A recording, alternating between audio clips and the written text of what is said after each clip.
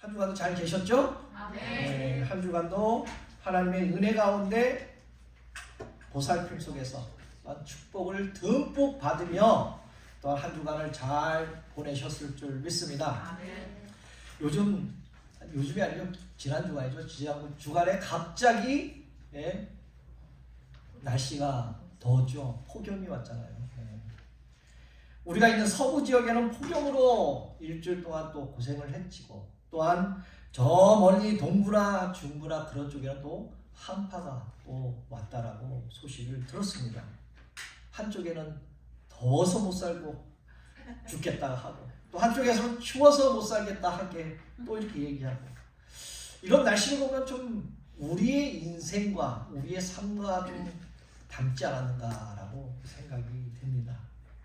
때로는 뜨거운 열정으로 기쁠 때가 있었는가 하면 어느 순간은 얼음장같이 차갑고 냉혹한 그러한 낙심 가운데 우리의 마음이 흔들릴 때가 참 있잖아요. 이렇게 흔들리는 삶의 한복판에서 내 스스로에게 질문을 합니다. 어떻게 해요? 빨간 경고등이 들어온 배터리. 오늘 아침에 제가 핸드폰을 보는데 빨갛게 돼 있더라고요.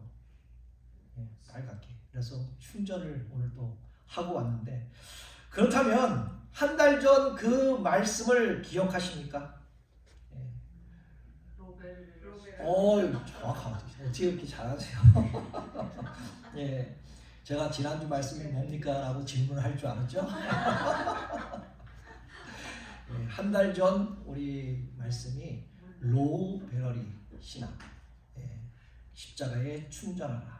그렇다면 여러분들의 신앙의 배터리는 바로 완충 100%의 충전이 되어 있겠지요? 안 돼 있나요? 다시 한번 질문할게요. 100% 되어 있죠? 그래도 죽어도 안 해요. 아멘. 안 하는 사람은 안 합니다. 사람들이 살아가면서 가장 듣고 싶어 하는 말이 과연 무엇일까? 여러분들이 살면서 가장 듣고 싶어 하는 말들이 있잖아요. 여러 가지들이 있겠죠. 괜찮아, 수고했다, 잘했다, 아니면 내가 도와줄게 라는 그런 말들을 좀 듣고 싶어 하잖아요. 그런데 많은 사람들이 가장 듣고 싶어 하는 말은 아마도 이거일 것입니다. 사랑한다. 내가 너를 사랑한다. 아마 이런 것이 아닐까. 사람은 사랑을 받으며 살아가고 있습니다. 사랑받고 있다는 확신이 있을 때 사람의 마음에는 힘이 생겨난다는 것이죠. 그런데 이상하죠? 우리는 사랑을 받으면서도 그 사랑을 너무 쉽게 잊어먹는다라는 것입니다. 부모님이 얼마나 많이 사랑하십니까? 얼마나 많이 사랑을 해 주셨습니까? 우리 성도들이 얼마나 사랑을 또 많이 합니까? 우리 친구들이 얼마나 또 사랑을 많이 합니까? 내 이웃들이. 그런데 그 사랑을 너무 쉽게 잊어버리는 것이 바로 나라는 것이죠. 나의 마음, 나의 생각이라는 것이죠. 어쩌면 부모님의 사랑도 시간이 지나면요, 이러한 사람들이 시간이 지나면 그 사랑보다는 당연하지 않았는가 라고 생각할 때가 많습니다. 그래서 어쩌면 부모님들, 그 가족들이 사랑해 주는 것이 바로 익숙해서 당연하다라고 생각할 때가 많습니다. 어쩌면 상대방이 나를 사랑해서 나를 도와주고 있는데도 그게 너무 익숙해지다 보니까 당연한 것처럼 느낄 때가 우리가 참 많잖아요. 그런데 그렇게 느끼면 되는데, 그런데 조금 더 나가서 또 그렇게 안 해주면 어떻게 합니까? 섭섭해서, 사랑이 식었어 라고 이렇게 또 얘기한다는 것이죠. 그게 바로 나 아닙니까? 나. 우리의 신앙도 마찬가지라는 것이죠. 십자가 이야기를 너무 많이 들어서 그런지 몰라도 어쩌면 이제는 그 십자가의 간격이 아주 고리타분할 때가 있습니다. 그런데 오늘 하나님은 우리에게 다시 묻고 계시죠. 바로 말씀의 제목이죠. 우리 함께 읽어볼까요? 그 사랑 아시나요? 먼저 본문 22절은요. 죄 사함의 원리를 이렇게 말씀하고 있습니다. 율법에 따라 거의 모든 물건이 피로써 정결하게 되나니 피 흘림이 없는 즉 사함이 없다라고 오늘 22절은 이렇게 말씀하고 있습니다. 이 구절을 처음 접하는 분들이나 또한 세상 사람들, 현대인에게는 아마 이 말씀이 거부감이 느껴질 수 있어요. 피 흘림이 없는 즉 사함이 없다. 왜 하필 피일까? 왜 하필? 너무 잔인하지 않는가? 피로 통해서 왜 사함을 받아야 되는가? 하지만 성경에서는요, 이 피는 이 단순한 액체가 아니라 생명 그 자체를 성령은 상징하고 있는 것이죠. 그래서 레위기 17장 11절에 분명히 선언합니다. 육체의 생명은 피에 있습니다 라고 선포하고 있죠. 죄는 생명을 갉아먹습니다.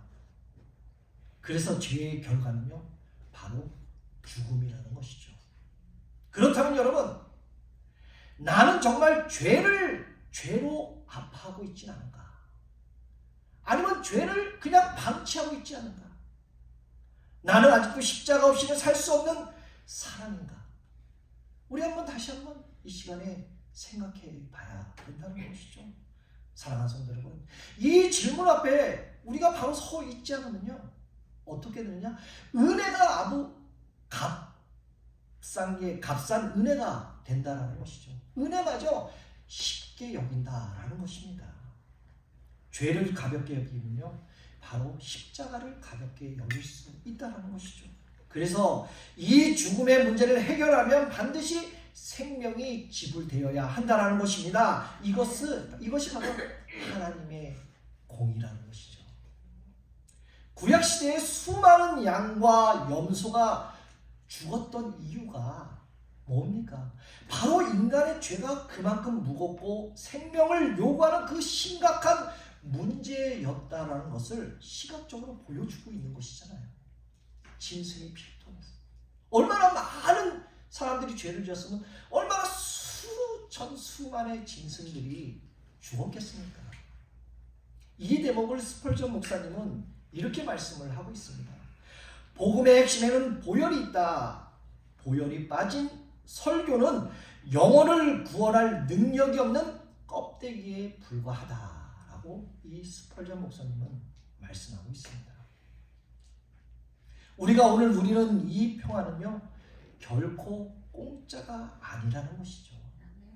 누군가 처절한 그 희생이 있었다는 거죠. 다시 말해서 예수 그리스도의 그 피 흘림이라는 그 엄청난 대가를 지불하고 얻은 결과가 있다는 사실입니다.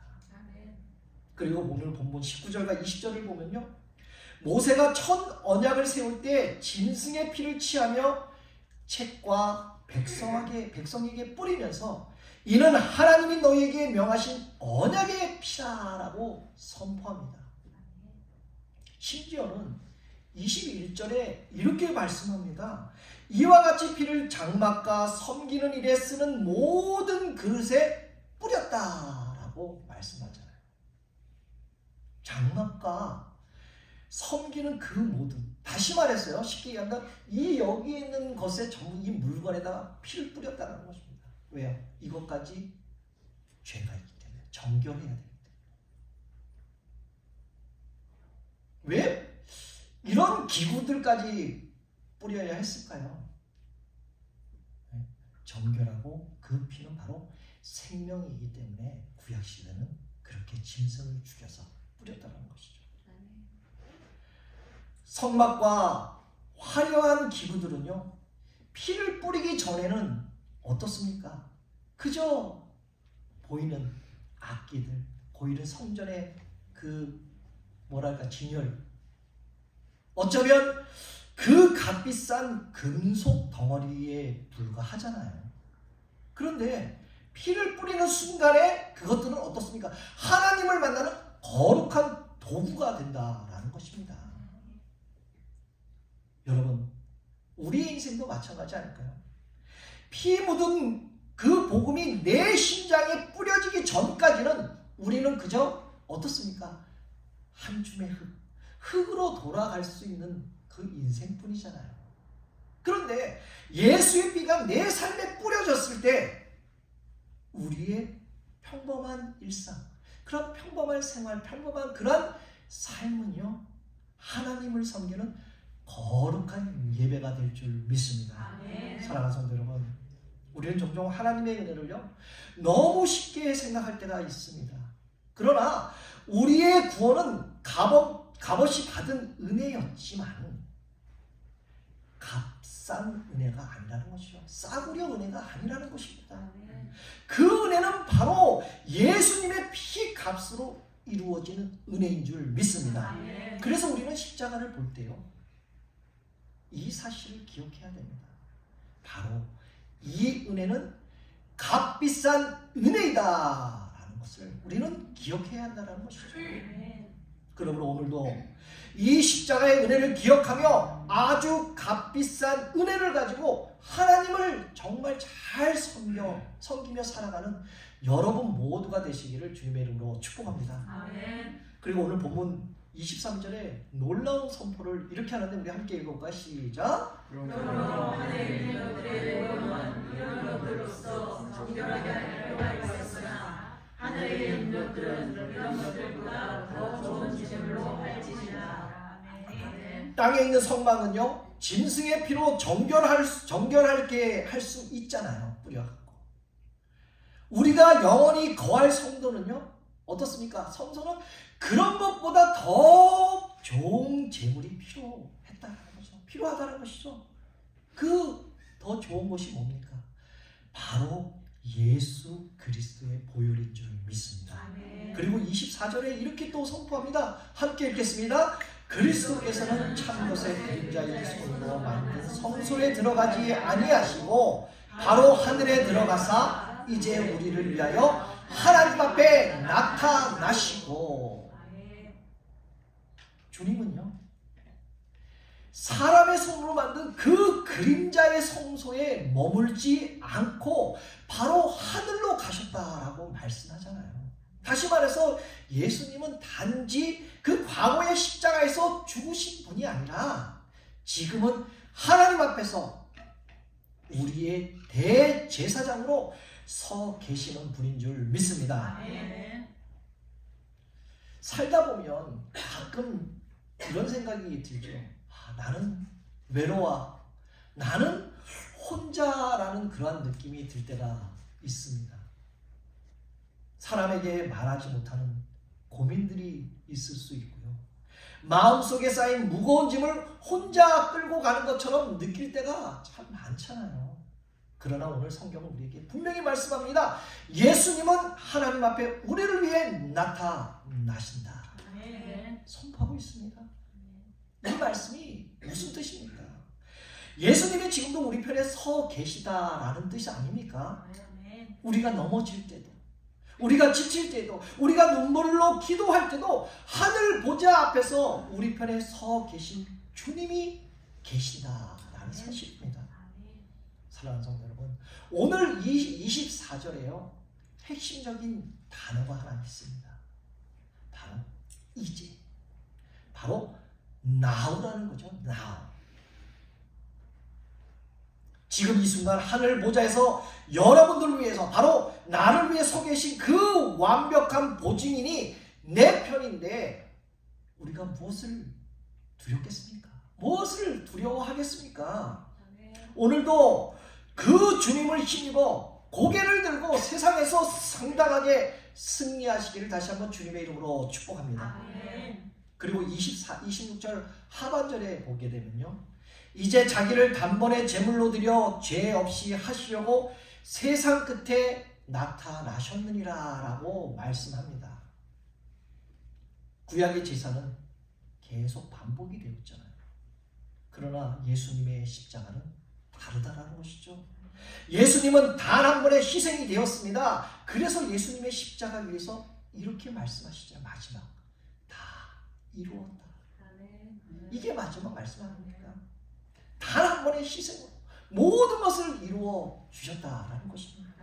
이것은 구원의 역사가 완성되었다는 선언인 줄 믿습니다. 네. 그렇다면 여러분, 나는 용서를 받았음에도 불구하고 여전히 죄 가운데 그 정죄감 속에서 붙들려 그 갇혀서 살고 있지는 않은가?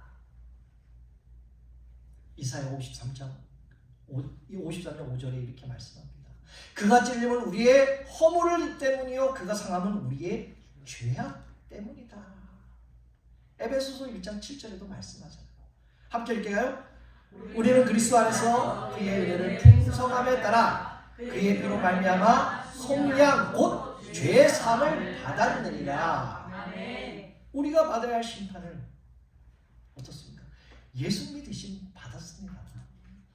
그러므로 십자가에서 터져 나온 보혈은요 2000년 전에 그 시간을 뚫고 지금 이 자리에 있는 저와 여러분들의 허물까지 씻어내고 있다는 사실 아멘. 기억하시기 바랍니다. 아멘. 바로 십자가는 하나님이 우리를 포기하지 않으셨다라는 강력한 증거인 줄 믿습니다. 아멘.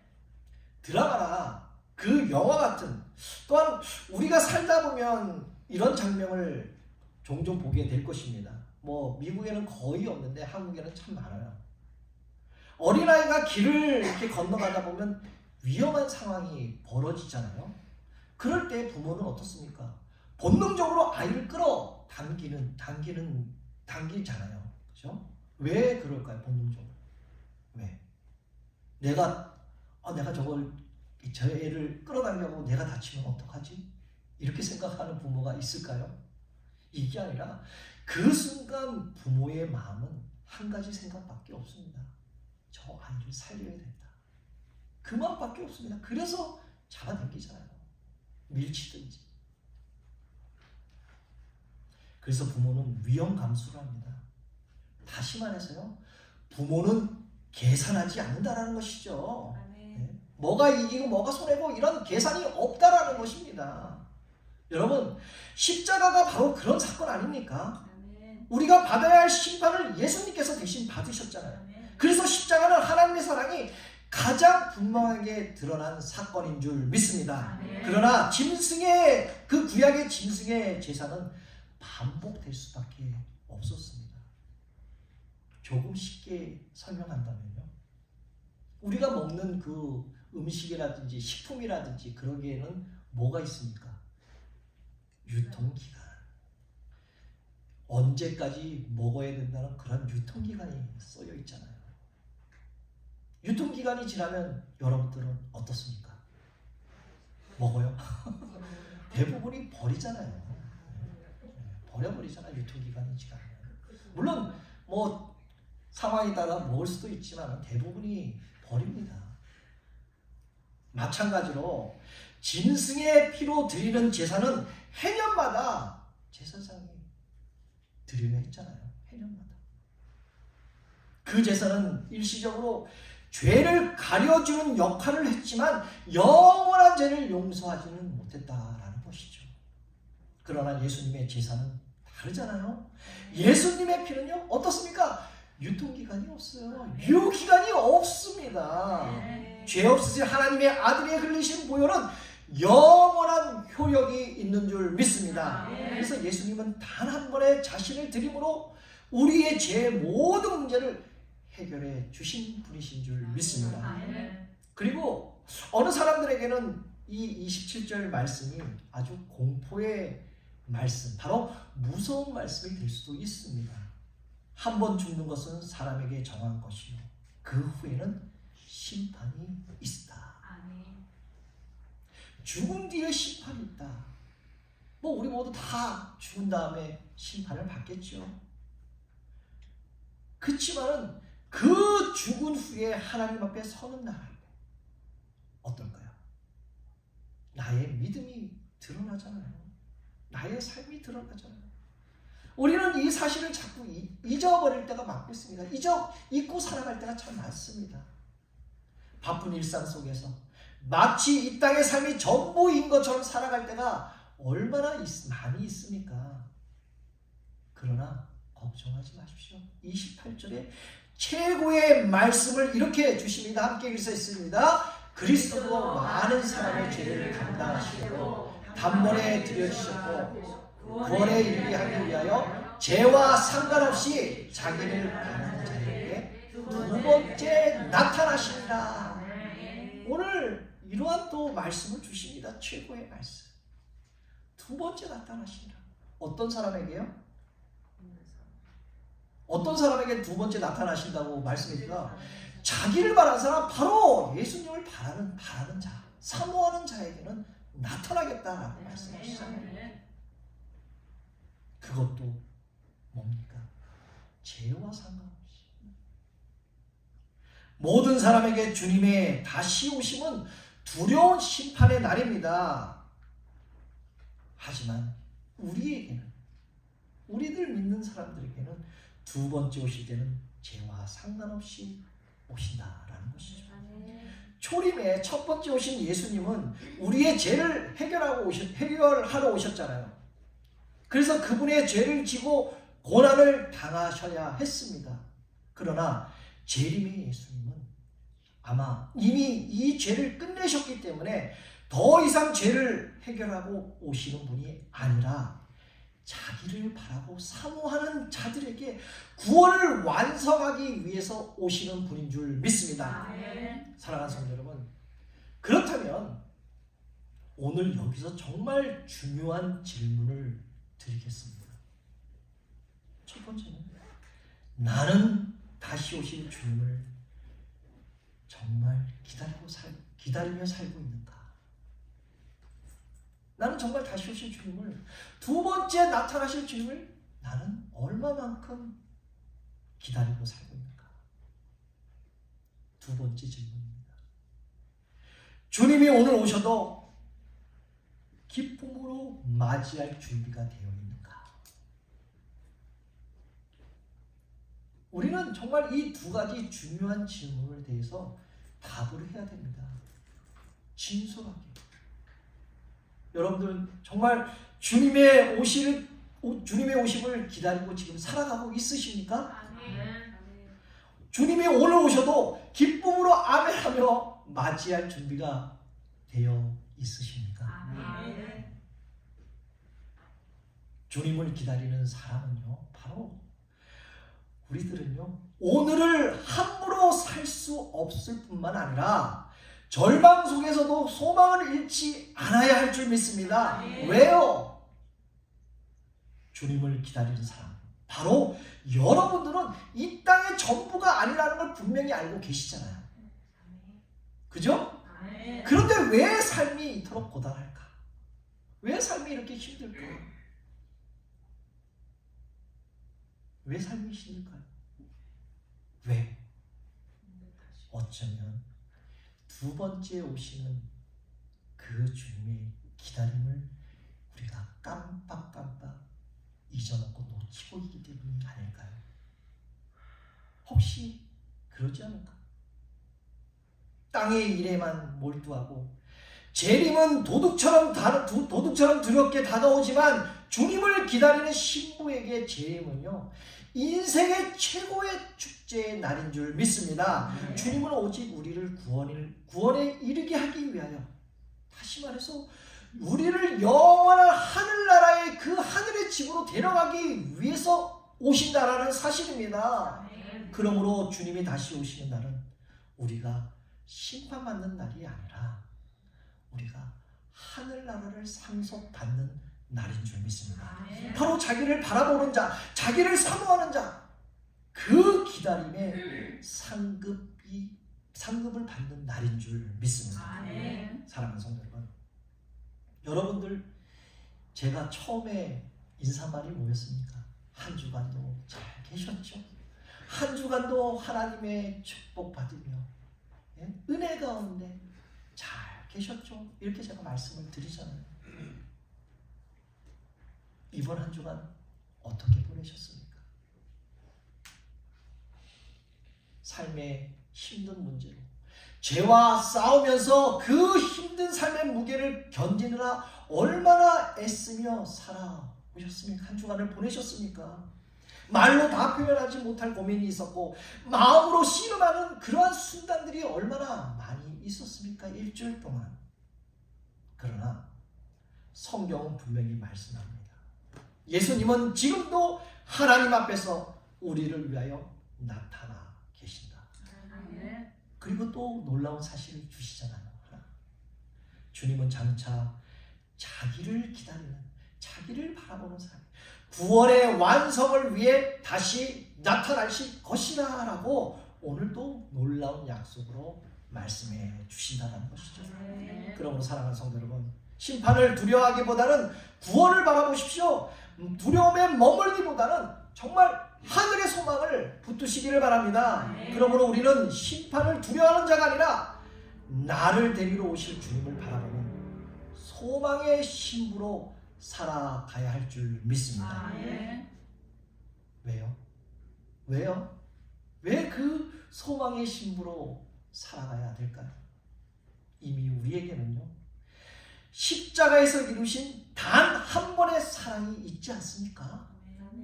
바로 주님이 오시길 기다리는 그 영원한 약속이 우리에게 있잖아요. 그래서 우리는 소망의 신부로 하루하루를 살아가야 한다는 것이죠. 그러므로 사랑하는 성도 여러분, 이 사랑과 이 약속이 있는 한 우리는 결코 세상에 무너지지 않을 줄 믿습니다. 이제 말씀을 맺겠습니다. 주님은 단 한 번의 죽음으로 우리에게 영원한 생명을 주셨습니다. 여러분, 그 주신 사랑을 아시나요? 그 사랑을 아시나요? 그 사랑을 안다면 이번 한 주간 여러분들은 어떻게 살아야 하겠습니까? 그 주님의 사랑을 안다면 아직도 미움을 붙들고 한 주간을 또 살아가야 하겠습니까? 그 사랑을 안다면 다시 오실 주님을 외면하며 세상에 찌들며 살아가야 되겠습니까? 이제는 우리가 응답할 차례입니다. 그 응답은 거창한 응답이 아닙니다. 거창한 그 결단이 아닙니다. 바로 절망 중에서도 소망을 잃지 않는 것입니다. 나를 아프게 한 사람을, 나를 실망하게 한 사람을 주님의 그 피 묻은 손으로 용서하는 것입니다.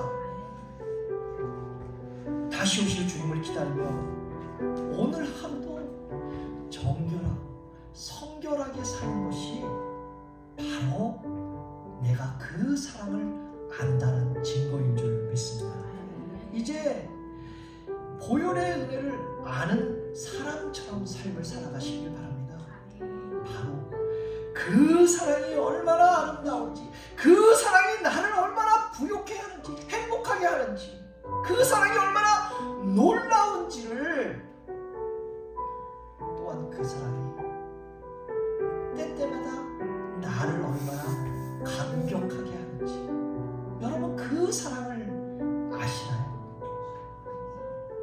이 놀라운 사랑이 우리의 혈관 속으로 흘러들어가서 십자가의 생명으로 의지하며 승리하시기를 바랍니다. 십자가의 놀라운 사랑을 다시 기억하고 다시 오실 주님을 소망하며 당당히 세상에서 승리하는 우리 모두가 되시기를 다시 한번 예수 그리스도의 이름으로 축복합니다. 아멘. 이 시간 우리 찬양 반주를 좀 들으면서 다 같이 눈을 감고 우리 한번 묵상해 봅시다. 그 사랑을 안다면,